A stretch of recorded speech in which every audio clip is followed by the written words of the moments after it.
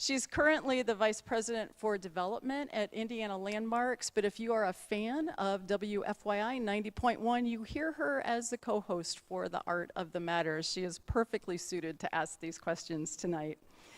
We then want to welcome Dr. Wanda LeGrand. Wanda, welcome and thank you. She leads the core business area of IPS, that is teaching and learning.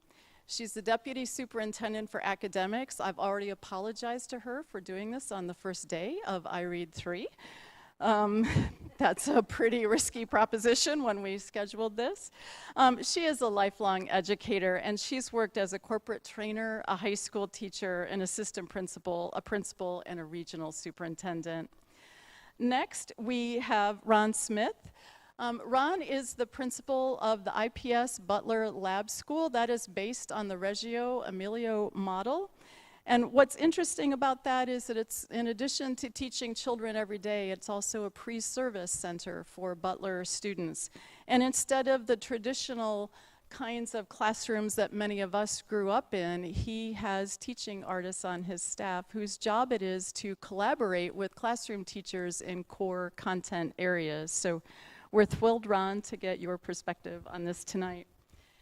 Many of you might know Betty Perry, who is the director of the Metropolitan Youth Orchestra. It's now in its 20th year, and it is a youth and family development program of the Indianapolis Symphony Orchestra.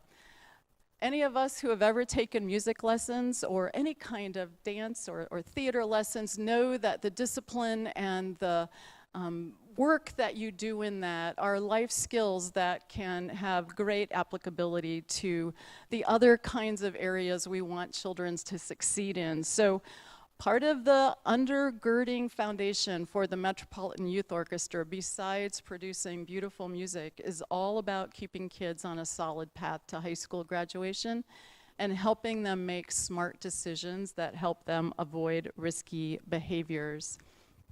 Next, I want to welcome Shannon Linker with the Arts Council of Indianapolis.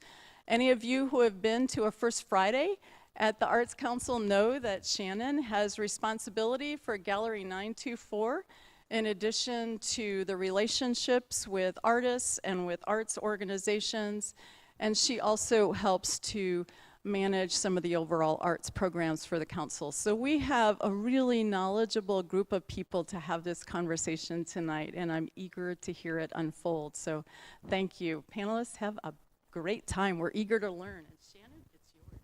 We'll have to talk fast to get through everything we need to say. Well, I want to just start with the question, what is the program ensuring the arts for any given child? I'm looking at Shannon to start. This one, sure. So the program, Any Given Child, is a collective impact model, and it's something that was started by the Kennedy Center in Washington, and they have worked with 20 different cities and public-private partnership where an agency like ourselves, like the Arts Council, will pull together the mayor's office, the superintendent's office of the school district, arts organizations, other community leaders, all coming together for one purpose, and that is to create this equity and assurance that every child, K through 8, in that school district will have access to the arts. And not just, oh, they have one visual art class and they draw once a week, or they get to go to music class. A lot of us had that. But this really is about music and dance and visual and writing. It's about all of the arts and making sure that they become an integral part of the learning process in every aspect possible.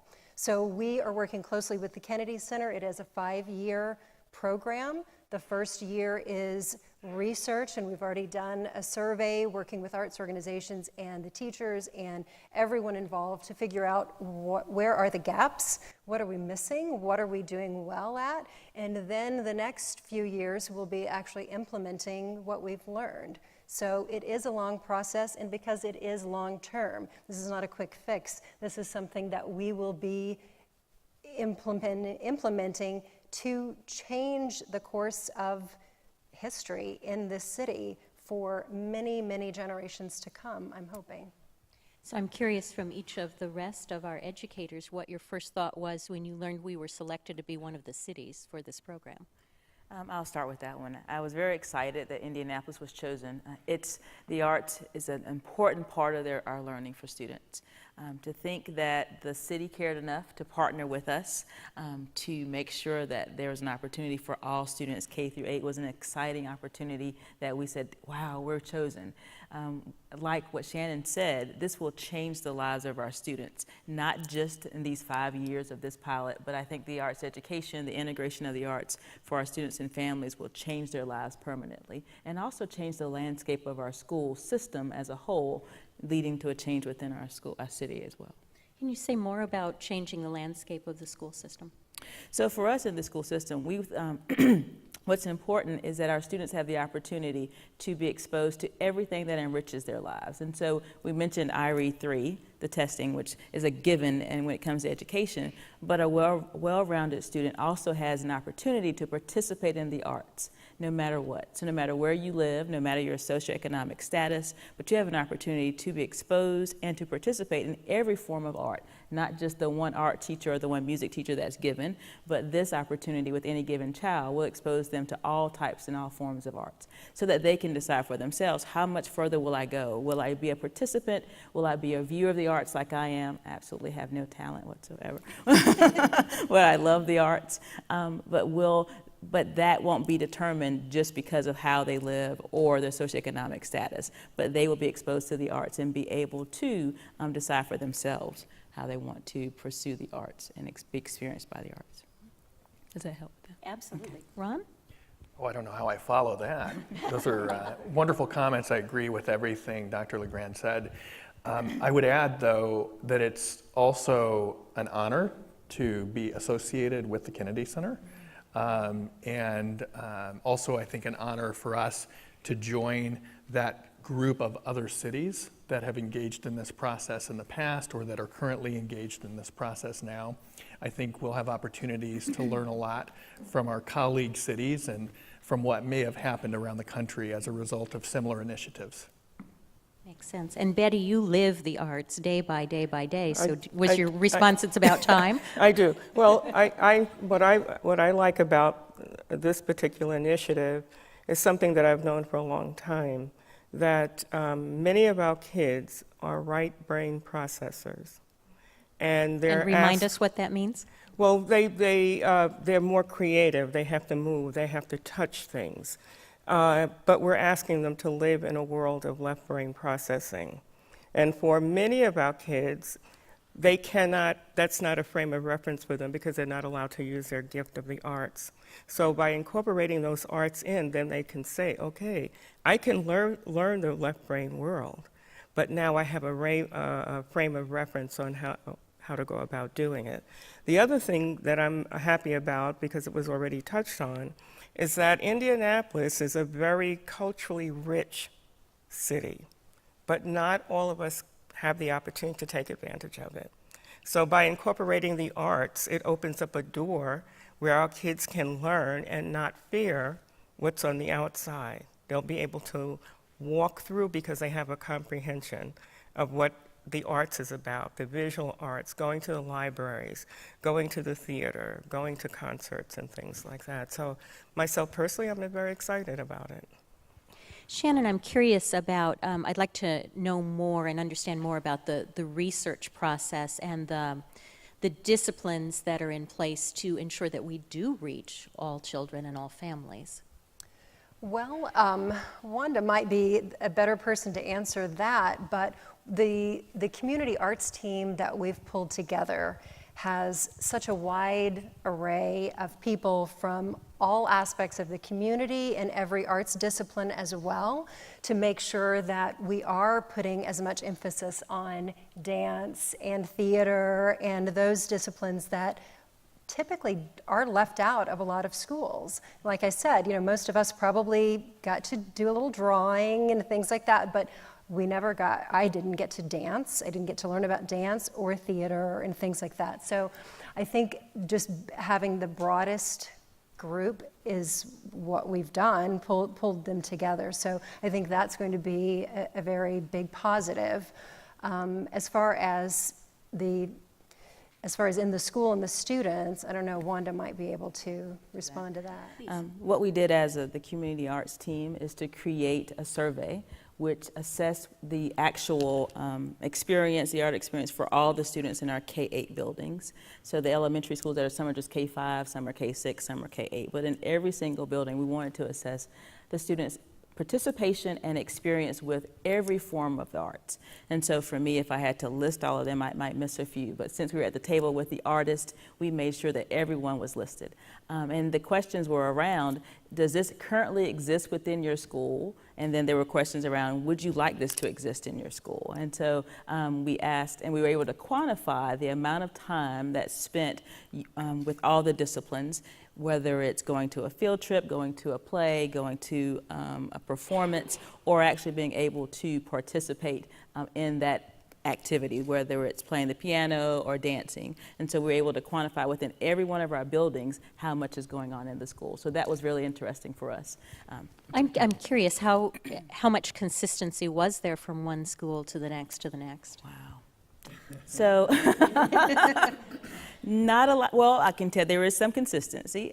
Beginning this year, every single school has at least one art, one music teacher.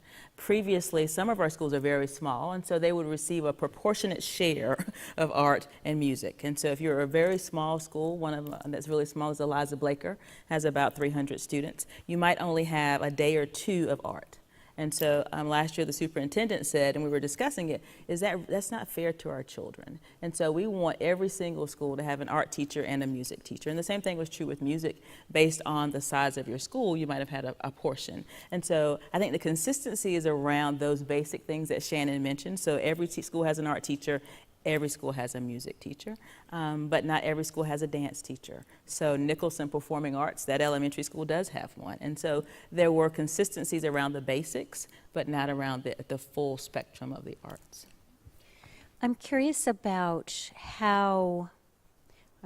many things about this program, but how will success be measured at the end of that 5 years? Or is that a premature question at this point? Let's just start there. Well, I think we can just look to what other cities have done. I mean, some of it is they've raised a lot of money through public-private partnerships to hire new teachers, to create new programs, to create transportation, to get kids out to arts organizations, things like that.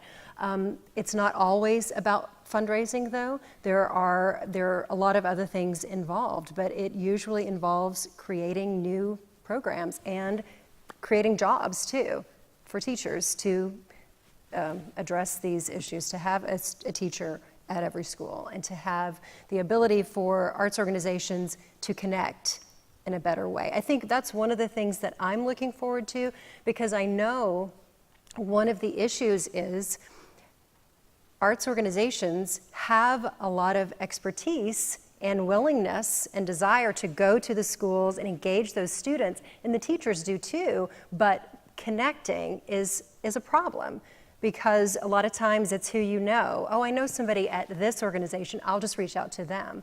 Well, there's got to be a better way, and I think that we will learn that through this process, through the survey, and through the next couple of years. We will figure out what is that best way so every teacher knows who they should contact at every organization. And it's not just, oh, I have a friend, but it is a process that everyone understands and can have access to. Go ahead. Add to that, a part of the process with the Kennedy Center that we're actually taking on right now, great timely question, is that we are creating goals for our partnership with the community. If you go on Any Given Child to see the goals by the other organizations, every organization, every city has had to create their own goals to measure their success, and we're in the process now of creating ours. Our meeting that we'll have in April is the time that we'll share those with the full committee. And I love what you both just touched on, which is it's not just having a music teacher, say, and an art teacher, a visual art teacher at the school, but it's also drawing on rich community resources, arts organizations that exist, professional performers who are already out there doing work. How do you it strikes me in reading about any given child that there's a role for pretty much everybody in the community, whether they have children in any school system or maybe they don't have children at all. Is there a way for people who, I don't have a child, I'm not a teacher, I'm not connected to a school, but I care about a vibrant community, is there something I can do if somebody's asking that question?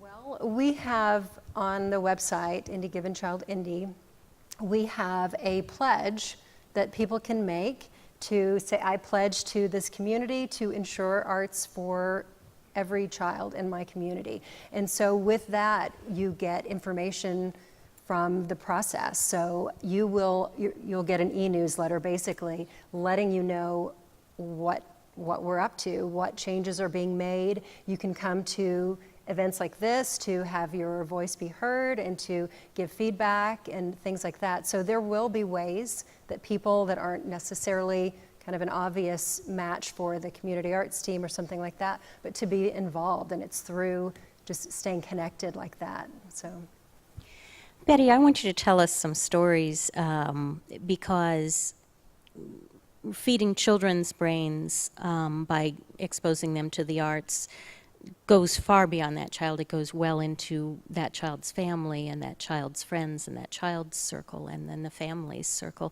Tell us some of the stories of some of your, quote unquote, your kids over the years and what they were like before they got exposed to the orchestra and then what happened.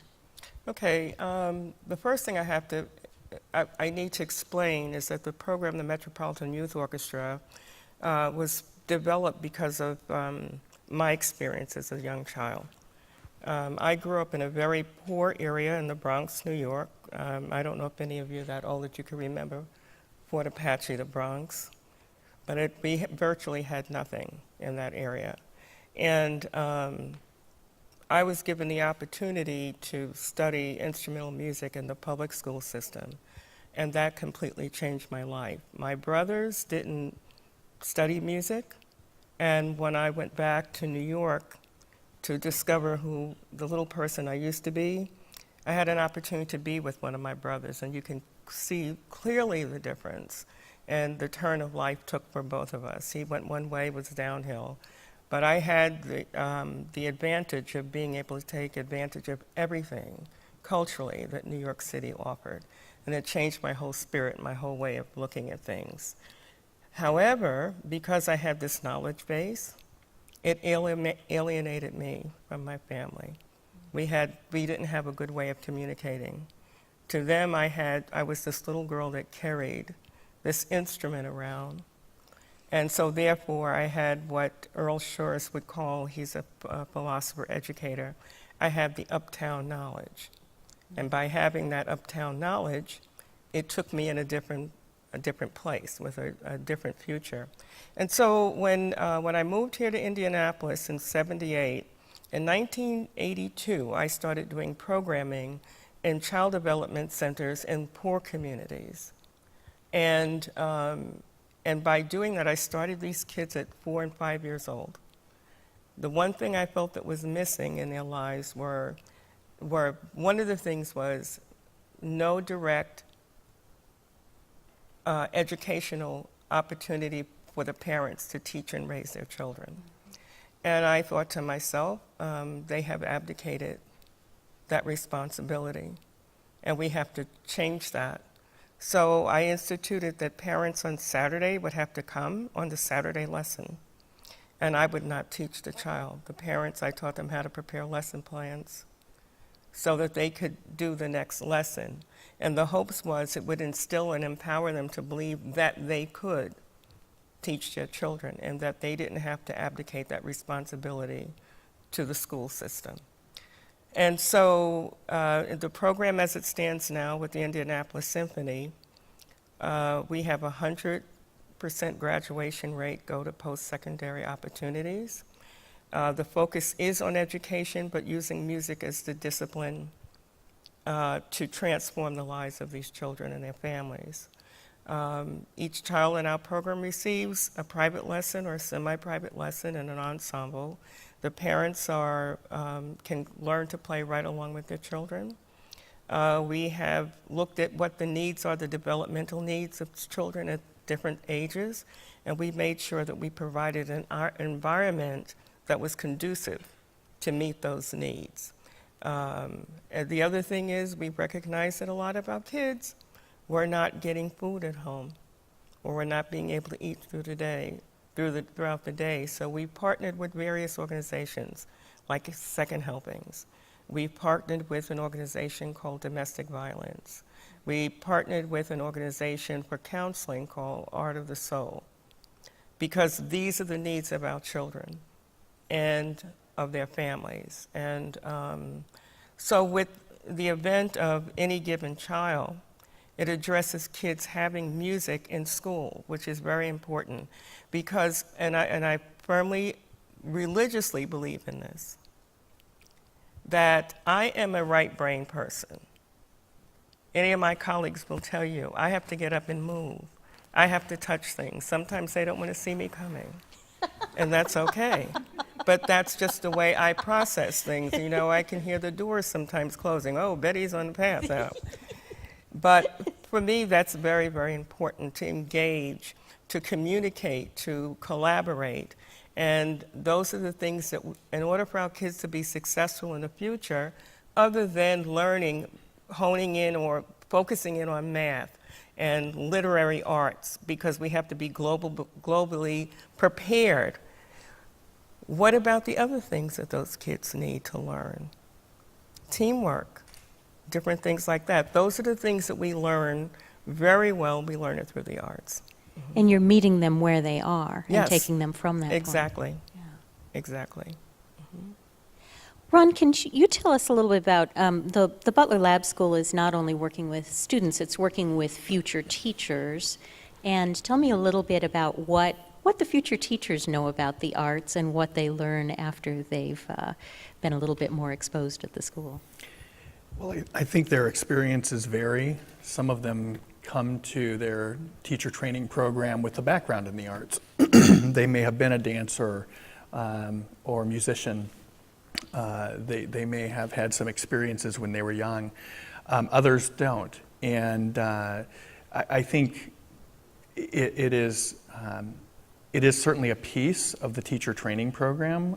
Part of their experience is to learn about the arts, and more importantly for them, for those who are going to be classroom teachers, is arts integration, how to bring the arts into the classroom, how to bring the arts into other subject matter. And so, I think their experiences vary, but they do get part of their training at Butler, certainly includes that knowledge or some of that knowledge.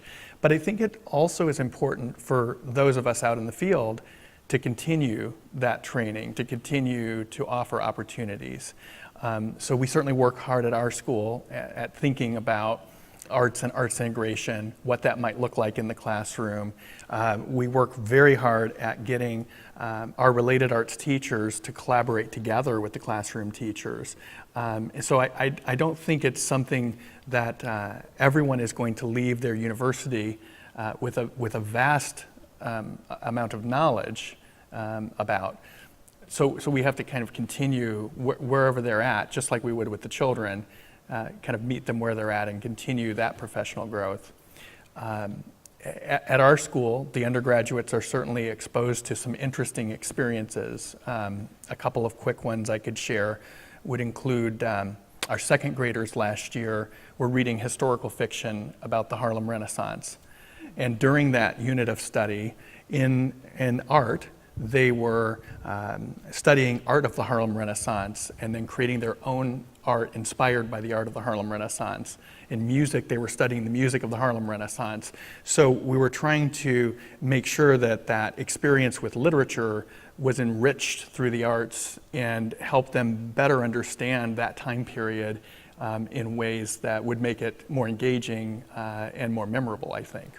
Another example, just from this past month, would include our third and fourth grade students who were in the middle of a unit of study of geometry.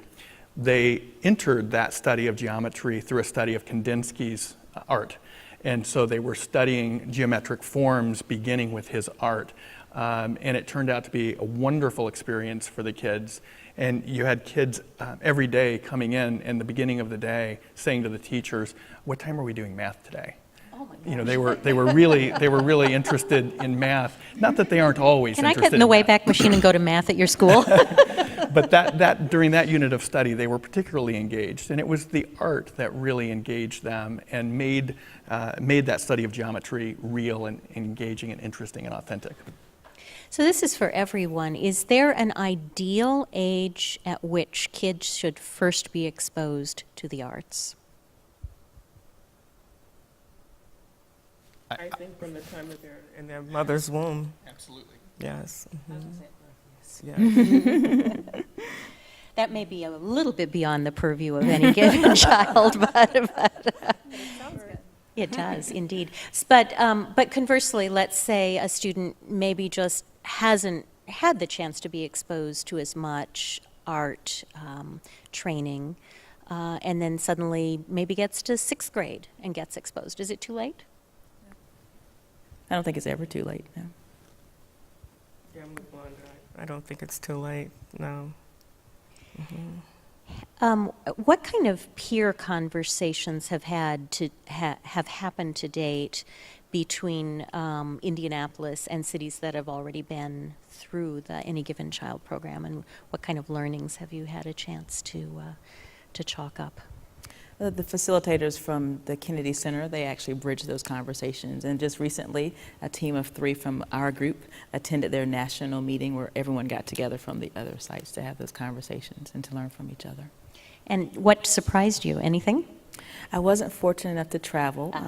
Gail and 2 others from our team actually joined the conversation, but from what I've heard, they were inspired and encouraged. They knew there's going to be a lot of work to go from where we are now. We've been meeting for a few months now to where we will be 5 years from now. I remember my friend said, Dr. Stokes said, there will be a lot of work, but we're inspired to do it. What kind of, there are only so many hours in a day, there are only so many dollars in a budget, there are only so many resources in a school system. What do you think you're going to have to give up as we go down this road of implementing more arts programming? That's a great question. From the survey that we shared, that the teachers responded and principals sent back, I don't foresee us having to give up anything. What I found very interesting is that, as I shared with the group, that the staff members have the heart to do this work. So the heart and the ability typically go together. And so if you don't have the heart, if, for instance, we asked them, do you want to do more with the arts within our school system? And they said, no, we don't want to.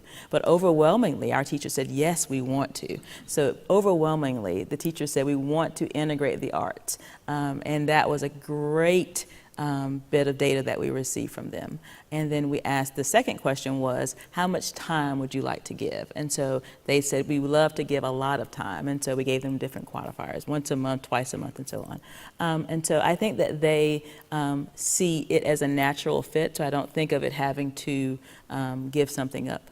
What I think is great that we mentioned how you learn through the arts, because the arts can allow you to do the same thing, allow you to be successful on I Read 3, which is going on today. So a 3rd grade teacher is thinking, wow, this is the test that measures the success of my students. But you can be successful, as Ron mentioned, in the assessments that are required by the state of Indiana through the arts. And so we see it as another type of professional development. So we currently give professional development about the best ways to teach reading, and so now we just add that to our portfolio of options. So I don't foresee us having to give up anything. Good. We'll ask that question again in a few years and see how it evolved, right? So what does a great arts learning experience look and feel like from an educator's perspective? For me, it looks joyful. You know, when I see children engaged in arts learning, you just don't tend to see conflicts. You don't tend to see resistance. You don't tend to see, students having perhaps an attitude that they'd rather not do that right now. Occasionally, when it comes to performing or showing your work, at times students can become a little more reluctant out of maybe fear of performing or out of a lack of experience with those kinds of experiences. But as a general rule, when we see children engaged in the arts, they're just having a great time, and they remember what they've learned, because it really does involve the whole self and the whole body in a way that sometimes other learning doesn't. If we could only redefine the rest of learning as arts, they wouldn't know that it's supposed to be good for them, and they would let themselves have that experience. Betty, how do you know when a great arts learning experience has happened with your kids Well, and I families? mean, I could look at it from 2 points of view. The arts as existing in the schools themselves, and then the type of after-school activity that we provide. In the school system, the incorporation of the arts, as Ron has said, is the focus becomes about the learning, the visuals, the graphics, and things like that. Whatever the process is to help a child retain information, we owe it to them to be able to provide an environment where they can do that. And then from the outside point of view, the environment is going to be more focused on the child learning the art specific, if that makes any sense, as opposed to associating it with any academic developmental things. And so for my program, what we try to do is provide a nurturing environment for kids to meet what we call the developmental needs, and there are many of them. But to make sure that when they're in the environment, it's nurturing, there's no pressure, and learning becomes all about fun and teamwork. And that's very, very crucial. To recognize, as Ron said, some kids get a little bit skittish when they're ready for performance. Well, it's just the opposite in the environment that we try to create for the kids. It's that this is a team, this is where we are, these are your tools. We're going to help you, according to your learning style, be able to meet the requirements for this performance. So our teachers try to be really aware of what is the learning preference for this kid. You can't put them all in the same mold, and we can't expect them to all be as proficient as some things, if some kids are naturally gifted. I'm not going to compare the rate of speed that a child is learning technically. I can't do that. That would put an undue pressure on the child. Our teachers are trained to make sure that we can identify that preference, and we all holistically work together to make sure that that child can achieve the things that he has to achieve.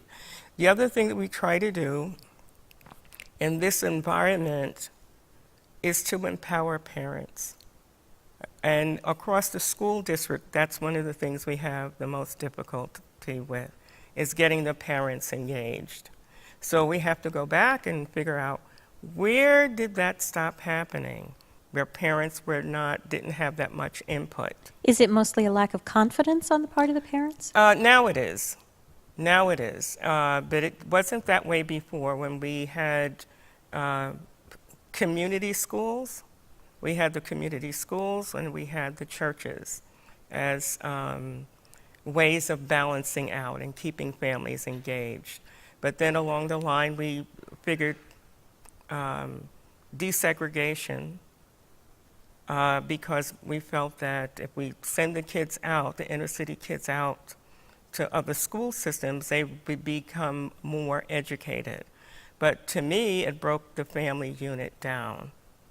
And we, because it did do that, the engagement of the parent became less and less and less, but mostly because he didn't have the wherewithal to get the transportation, stop that. So in our program, what we try to do is get those parents involved, find ways to get them to the program so that they don't have any excuses. The other thing is, you mentioned the thing about being afraid. We have a lot of parents who live in environments where they're not included or invited to go out outside of those boundaries. So what we try to do is make sure that our program is what we call family-centered, invitational. And if you come into our program for a visit, the first instinct that you might have is to shake somebody's hand. We don't do that. Families don't do that, okay? It sets up a barrier. So sometimes our visitors will come in and they'll be caught off guard because you might come in and get 100 hugs, from people, because that's the way we roll. And, but like I say, we don't have that many people leaving our program. We have waiting lists. I remember one year, we have what we call parent interviews. And we invite the parents to these interviews so we can tell them, this is your commitment. It's not an exposure program where you can come and take a violin lesson and, oh, your child doesn't want to play after 6 months. We tell them this is a long-term program. It goes from kindergarten until we can successfully have you graduate from high school and go into some post-secondary opportunity. For some parents, that's a lot. That's a lot of commitment. But that's the way we have to raise our children. We have to raise our children with a vision.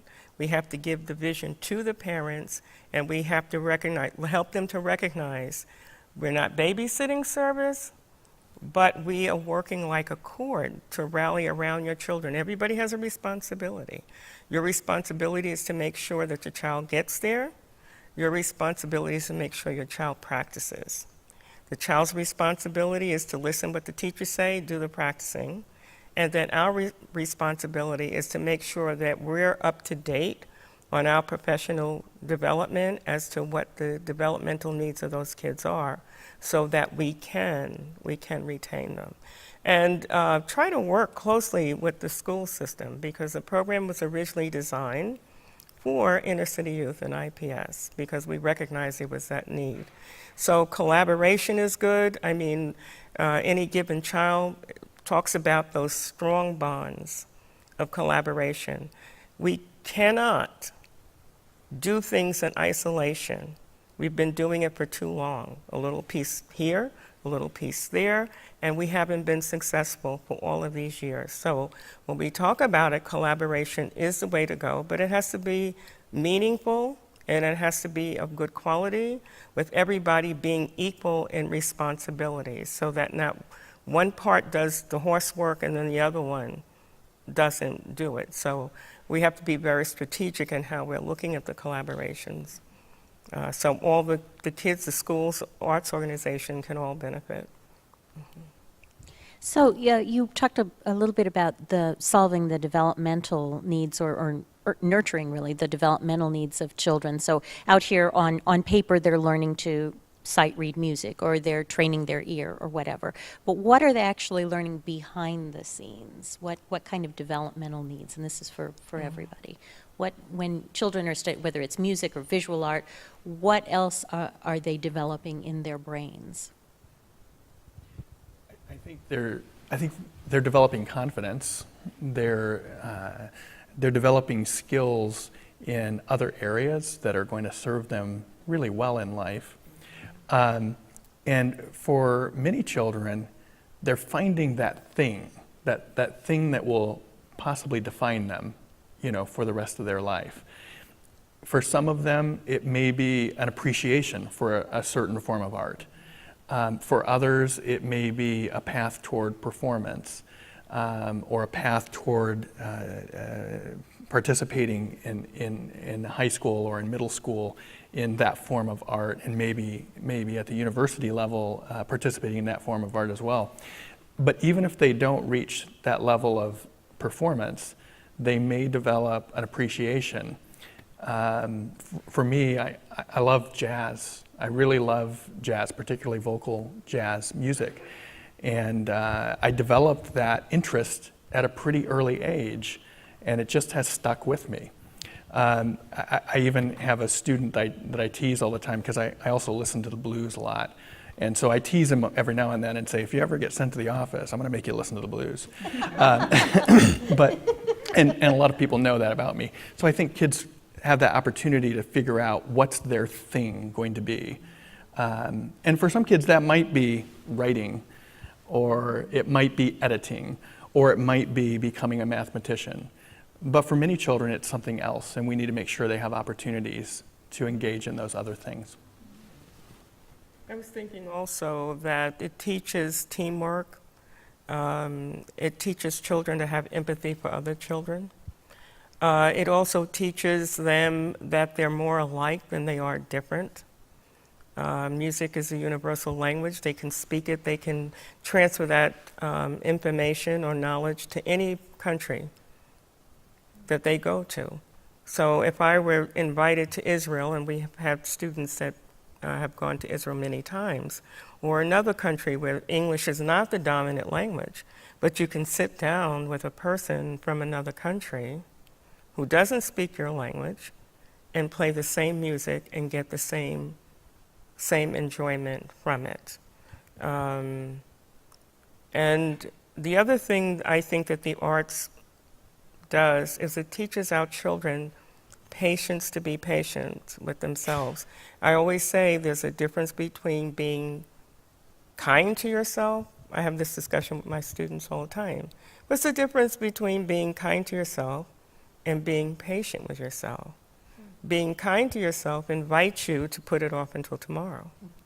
But being patient with yourself realizes I'm going to have to go in here and woodshed this, but I know eventually I'm going to get it. So if you would apply that as an adult, trying to negotiate and navigate the global arena, you won't be kind to yourself. You know that everything comes with hard work, but you will be patient with yourself, and knowing that you're going to be able to get certain tasks done. You're part of the task, and realizing to be patient with your coworkers so that they can get their part of the work done. So. One thing I would add to it, I think that the arts also exposes students to leadership roles as well. My experience, one of my best friends is a marching band leader. He's a band director of a university, and the experience was, I've known him for years, but he said, I have a leadership camp for all my section leaders. And I thought, wow, I never knew that really existed. You know, my limited knowledge of the arts. And so the leadership camp for the section leaders, because then that person, if you're the saxophonist, you're the section leader for the saxophone group. And so he took the time to develop them as leaders. And so as a leadership person, I took that example and started thinking about other areas. So when you're an artist, if you're a dancer, if you are a visual artist, you are the subject matter expert. And so the confidence comes in with the students, even if there aren't sections that you lead as a student, as far as a section leader in marching band. But I think it also helps them with the leadership aspect of development. Sharon, I was just going to say, one of the things that I appreciate and have seen in Gallery 924 actually is developing a critical eye, being able to really look at things, and that helps you to be a better problem solver. And one of the recent examples in Gallery 924, we had an exhibition called the Young Collectors Show, and it was targeted towards, targeted towards young potential collectors someday, right? And it was, I think our age was 3 to 12. And the artwork was hung low on the wall, so it would be at their eye level, so they realized it was for them. It wasn't, they were being dragged along by their parents to see something they didn't understand, but it was for them, and they really did engage in it. And one of the things that I loved was that they weren't really able to look at something and quickly dismiss it. I don't like that, I don't understand it, I don't get it. That wasn't part of it. No, you investigate. You look at it, you give it a second chance, you think about it, you talk about it, you ask questions about it, you talk to the artist. And when they did that, and many of them did talk to the artist, and they found out, oh wow, I would have never known that, I didn't realize that. And it really opened them up to a whole other person's values or lifestyle, and just like Betty said, empathy for another person. Oh, I understand where you're coming from. I get that. That makes a lot of sense. I would have never thought that before. So that critical eye leading to investigation, leading to understanding, and not just shutting down things you don't immediately understand, is one of the things that I really value and what I want my daughter to get out of her arts experiences. And you can fast forward any of those young people to careers not in the arts. Maybe they're a scientist and they're employing those same critical questions, or they're just a citizen facing a decision in an election and they dig deeper to find out more about what this public servant is about. Speaking of which, what kind of response have you had from public servants to our participation in Any Given Child? Oh, it's been overwhelming. Everyone in the mayor's office, the city county councilors have been just over the moon thinking about the potential of what this could bring to the city and how it could, like we talked about, really change things. And that is, these are our citizens of 10, 15, 20 years from now. These are the people that building our tax base. These are the people teaching our children and creating new opportunities for the city. So they understand the value of the arts and they're incredibly supportive of what we're trying to do here. And how about the corporate community?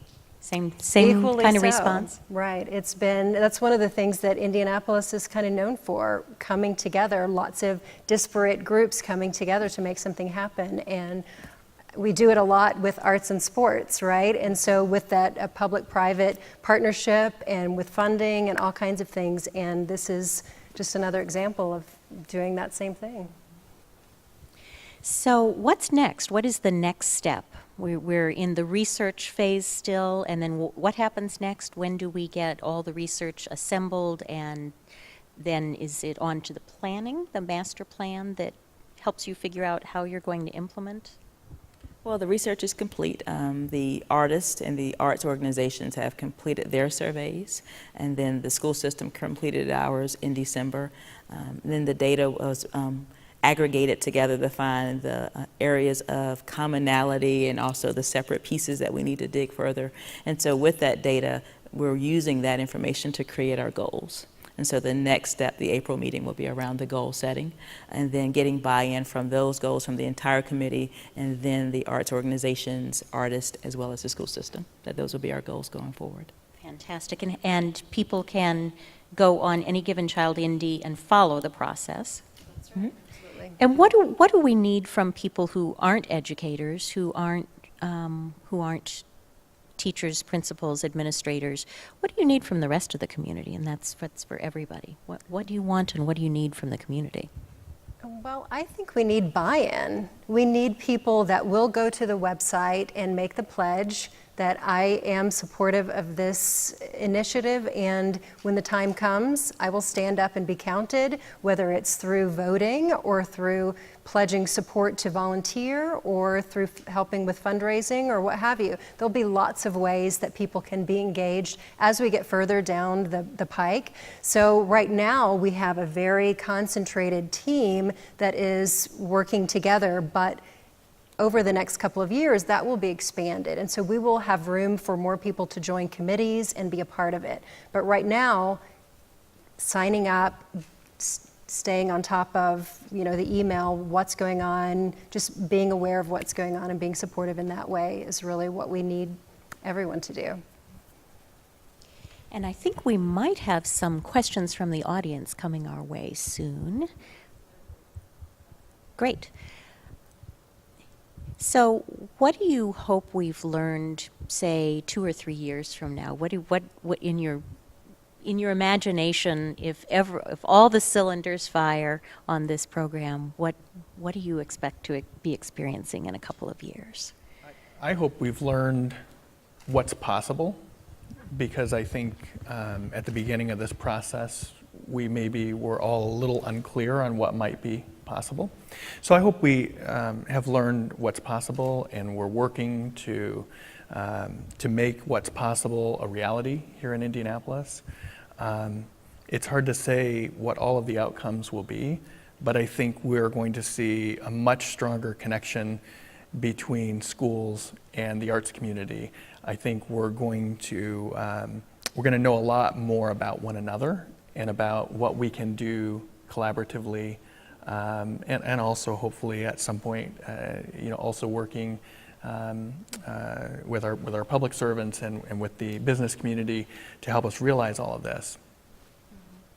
I would add that maybe not in 2 or 3 years, maybe 4 or 5 or 6, that we learned that we were right, that we were right, that it really did have a huge impact on the lives of students, that we have perception data based on the surveys to them and their families, and they talk about how my feelings about the arts are now XYZ, and we can compare that to maybe feelings prior to any given child, but that we have seen a change in the lives of students and their thoughts about the arts and their participation.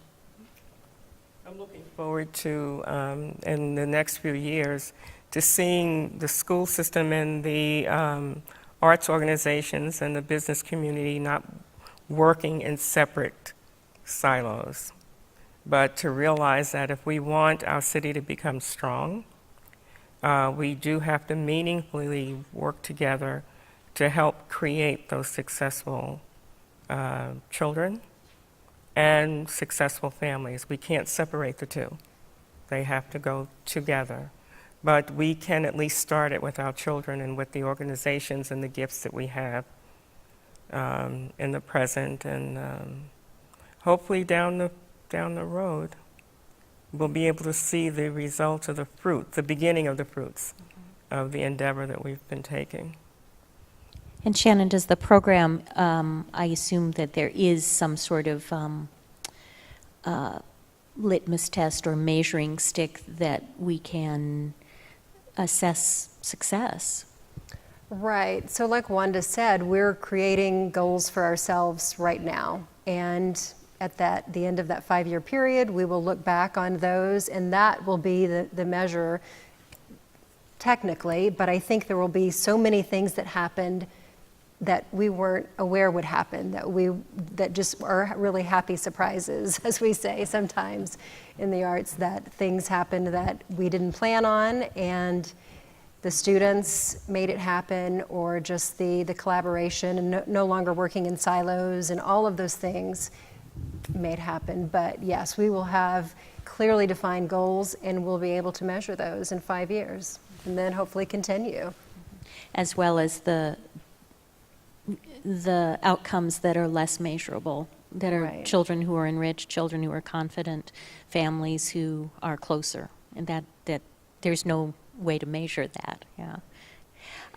Here's an interesting question. If surveys show that there's a high level of interest and buy-in regarding the arts in schools, why haven't the arts flourished before now? What are the barriers that have prevented this?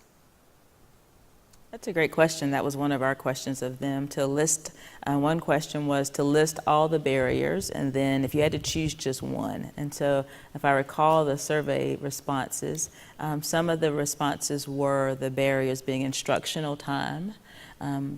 So we talked about how it was seen as arts separate from your English language arts instruction instead of an integration of it. So instructional time was one.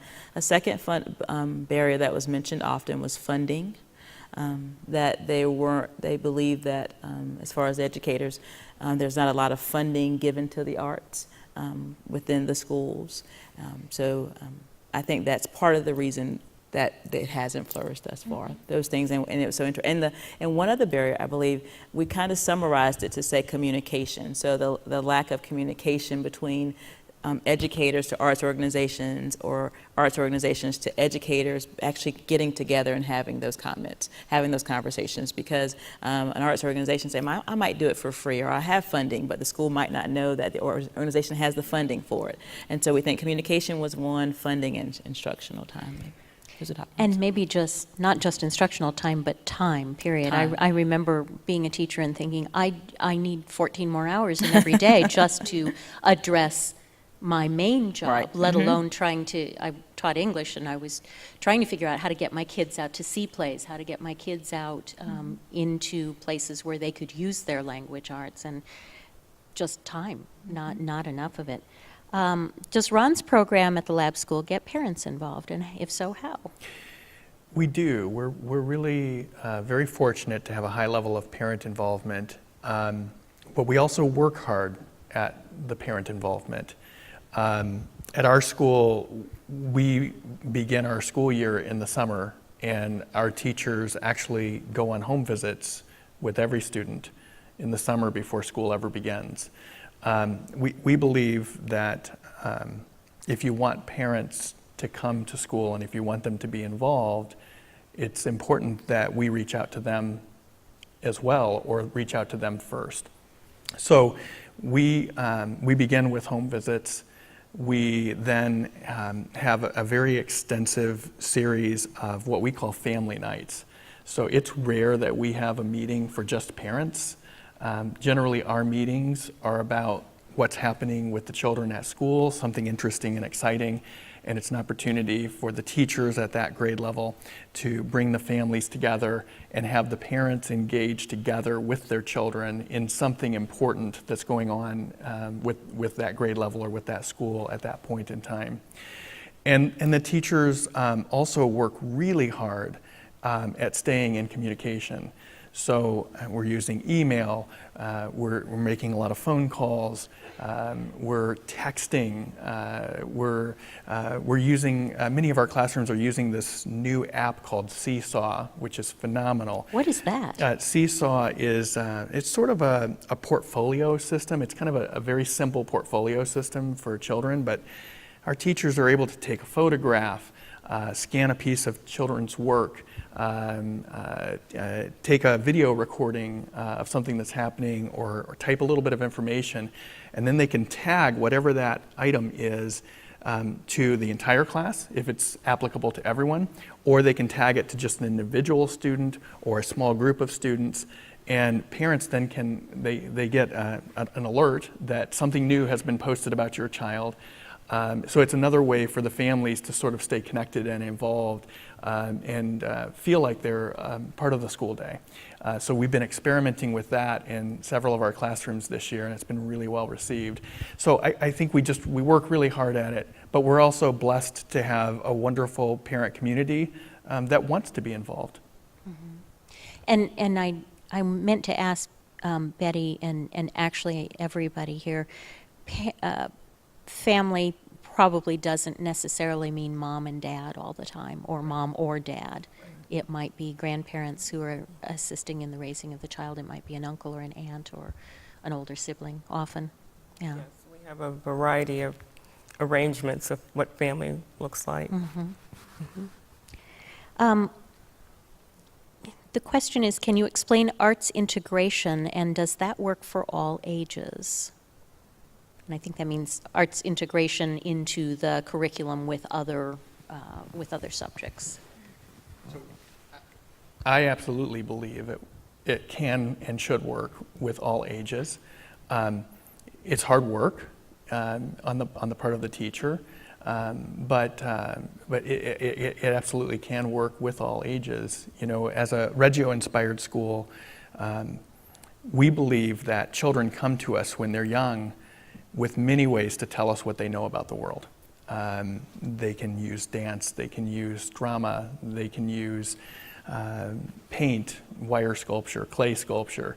And sometimes when kids get to school, we're so focused on reading, writing, and arithmetic that we sort of ignore all of those other competencies, all of those other forms of expression that children have.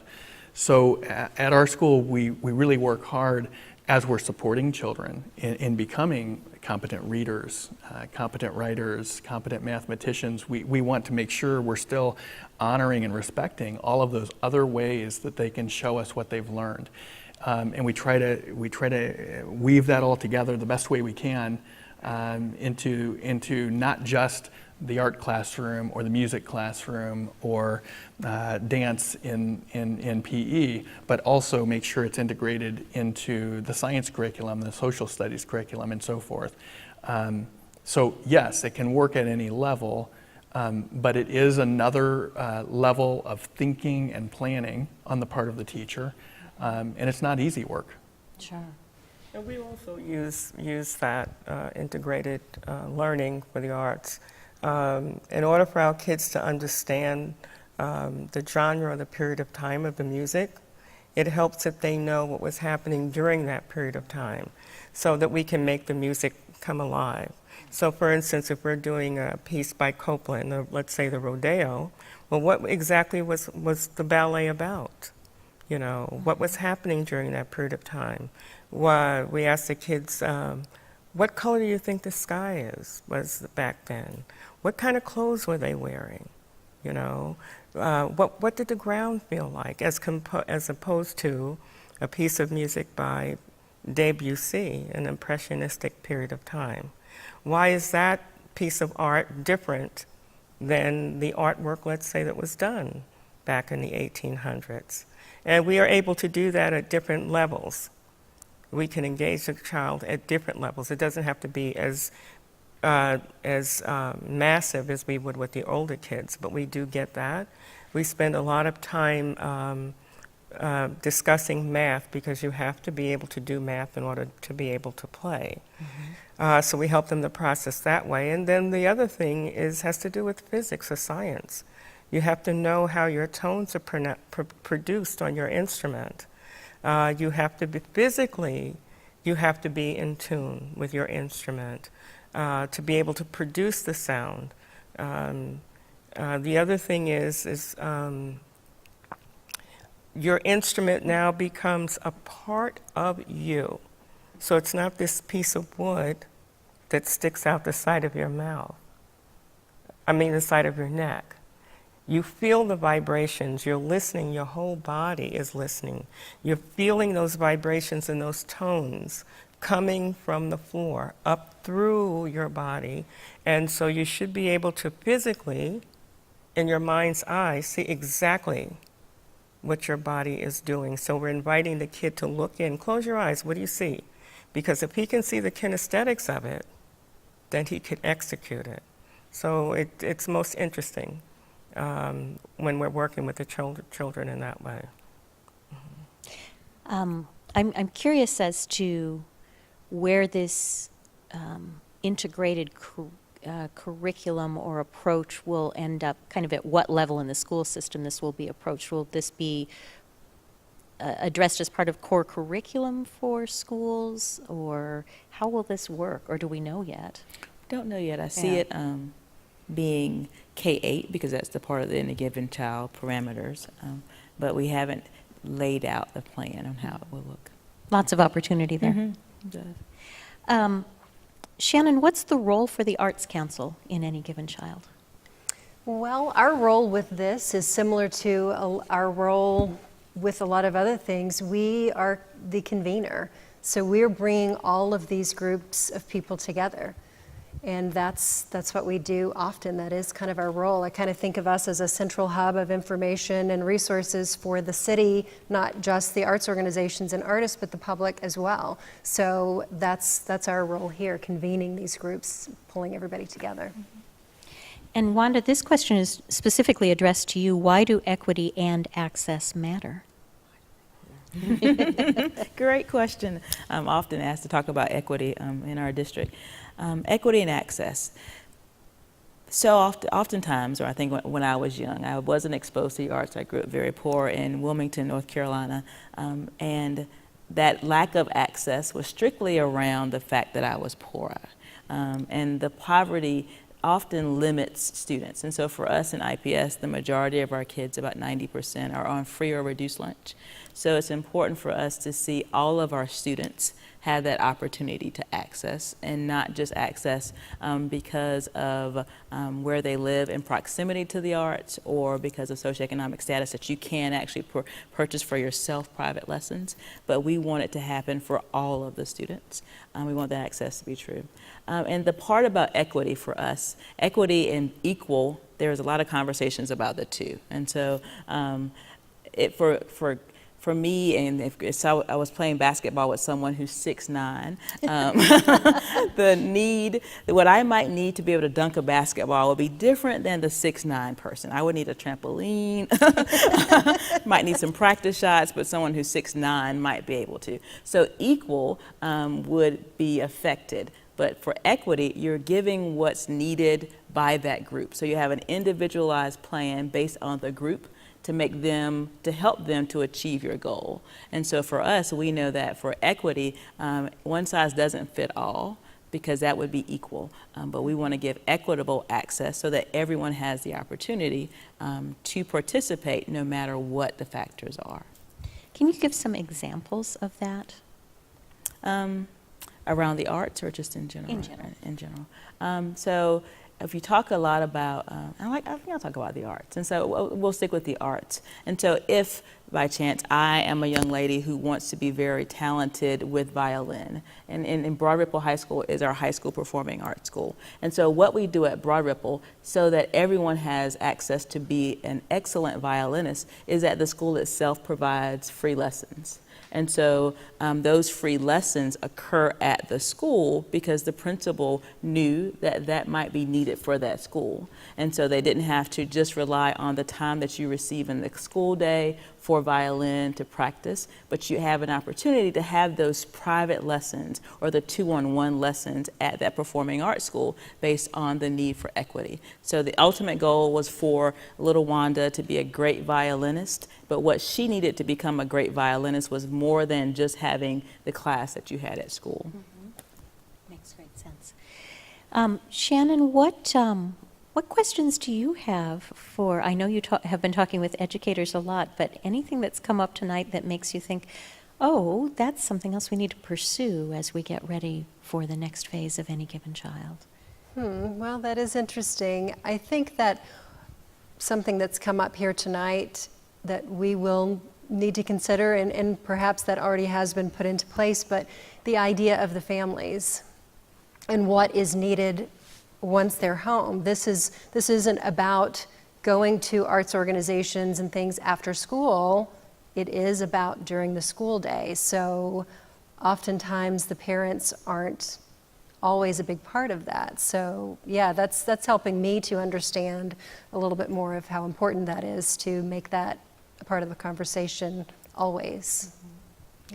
And Shannon, could you give us one more time where people can go to sign up and learn more, get more involved, volunteer, or even just passively read what's happening until they get ready to get more involved? Sure, it's anygivenchildindy.org.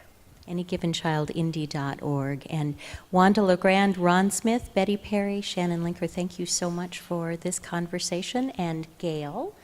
Gail's coming down, and we're going to pass the microphone back to Gail. Didn't want to walk in front of the group, so I added a few more steps to my day. Thank you all. You have all helped us understand more about this. This is complicated stuff. On the surface, it seems so easy. Well, we just give kids more arts. But we have to do that in the environment in which that occurs, that there are ways to make that happen. So I think that understanding the data, which is often the best place to begin good decision making, understanding the implications of that data is going to help this team. I think the fact that we have lots of community organizations involved is also going to be helpful. And we have good data to work with that's actually remarkably coherent. So we're excited as we go forward with this, and we thank you for being here. I want to raise up three other opportunities connected to this. One of them actually involves beer.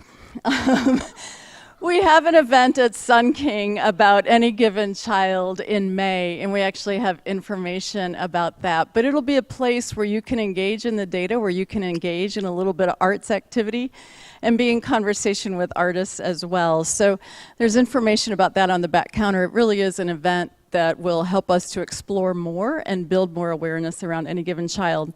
We also have 2 more conversations about education this spring, and we think these are topics you're going to have some interest in. One of them is April 27th. We're doing that in partnership with our friends at Teach Plus. We're going to be looking at a topic that's actually very akin to Any Given Child, and it's the code word is ACEs. Those of you who know what adverse childhood experiences means know that that's a profound challenge for many children in almost every school district in this country right now. And so to look at ACEs and to understand what that means in terms of education and making environments that are helpful and supportive for children so that they can learn will be part of the experience on the 27th of April here at Central. And then our 30th conversation about education is actually May 10th. We'll be doing that with our friends at Chalkbeat. We'll be looking at the legislative session, and we'll specifically be looking at the issue of testing. There were certainly some big decisions made about testing in this last session, and some that weren't quite made yet. So we'll be exploring that with our Chalkbeat expert friends. So thank you for being here tonight. There's information on the back table, not only about those 2 conversations about education, but also some other fun events this spring. So thank you so much for being here, and thank you all for your time tonight. We appreciate it.